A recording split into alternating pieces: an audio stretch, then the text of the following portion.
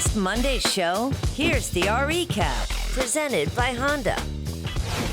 The team that you would predict to go further in the playoffs right now would be which? Clippers or Lakers? I thought Clippers at the beginning of the season just because I knew how some of those guys fit together, and I sensed how Kawhi and Paul George would fit on this team. I did not foresee how quickly the Lakers would gel, the LeBron and Anthony Davis dynamic. They've really played well. The Clippers, I think, are going to be the best team in the league, and the Lakers are right behind them. And I know we've talked about this before. I think those are the top two teams in the league, and I think we're going to see, for the first time, a hallway series, which we have not seen here before.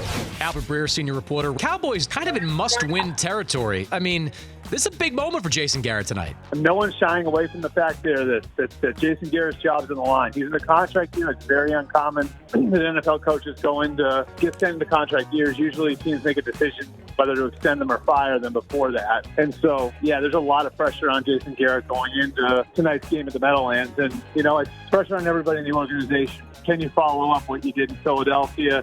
Can you get it rolling with a gauntlet of a schedule ahead? No question about it. Big game for the Cowboys tonight. It was last June, I think, that Doc Rivers made some comments about Kawhi being, analogous to Michael Jordan. Yeah. That clearly resonated with Kawhi Leonard. Listen, he loved what that team provided, and talking to Doc about that is sort of that Steve Ballmer, Jerry West, Doc Rivers. He wanted to play for a coach that he respected, and he respected Doc, and he respects what they were doing with the Clippers.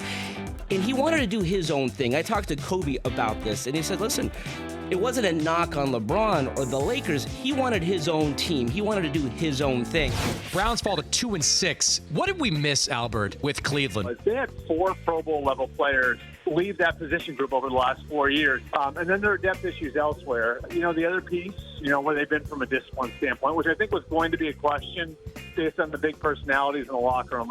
Dorsey sort of built the team in Kansas City the same way he has the team in Cleveland. The difference is, in Kansas City, he was handing that roster over to a coach who has 2 decades of NFL experience. In Cleveland, he's giving the roster to a guy who is, in his first go-around. I think that's made it more challenging, and obviously discipline issues there, but there are problems with the roster, too.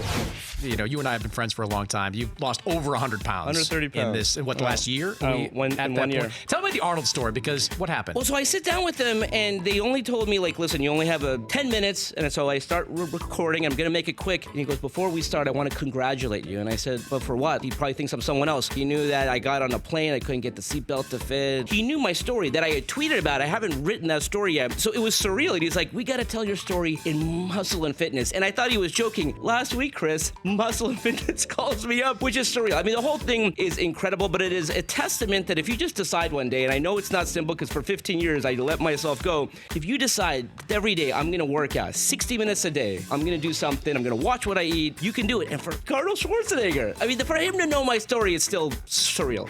For more Rich Eisen Show, tune to Audience Channel 239 on DirecTV or download the Rich Eisen Show app.